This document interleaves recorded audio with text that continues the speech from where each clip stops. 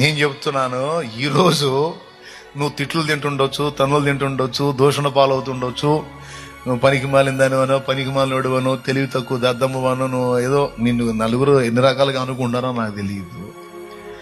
నీ ఇంటోళ్ళు బయటోళ్ళు, ఆఖరికి నీ మనసులో నీకు కూడా నా అంత ఎదవలేడు, నా అంత పనికి మాలింది లేదు అని నిన్ను గూర్చి నువ్వు అనుకుంటుండొచ్చు, నాకు తెలియదు నువ్వేమనుకుంటున్నావు. కానీ ఒకటి మాత్రం నిజం, దావీదు గురించి దావీదుకు నమ్మకం లేదు, వాళ్ళ అన్నోళ్ళకి నమ్మకం లేదు, వాళ్ళ నాన్నకి నమ్మకం లేదు, ఎవరికి లేదు. అందుకే మిగిలిన వాళ్ళందరూ తప్పించి దావీదు నాపాడు. విచిత్రం ఏంటంటే వీళ్ళందరూ వేస్ట్ గాడు లేదా వేస్ట్ సరుకు అని పడేసినటువంటి ఆ వ్యక్తిని దేవుడు కోరుకున్నాడు. ఈరోజు ఇన్ని మాటలు పడ్డ నిన్ను దేవుడు ప్రత్యేకించుకున్నాడు.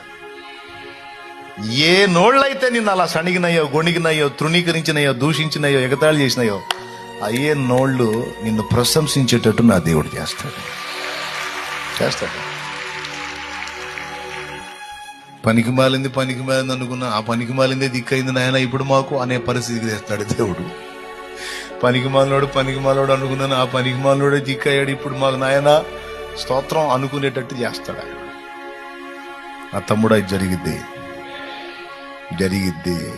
అరే నువ్వు ఉత్త సోదరుడివిరా, నువ్వు ఎట్ట బతుకుతావరా అన్న నోళ్లే నీ ద్వారా బ్రతికేటట్టు ఆయన చేస్తాడు. నువ్వు అనుకోవు, నీ వాళ్ళు అనుకోరు. దావీదు టైపే, మీరు అనుకుంటే ఎంత, అనుకోకపోతే ఎంత, నేను అనుకున్నా అది జరిగిద్ది అంటాడు ఆయన.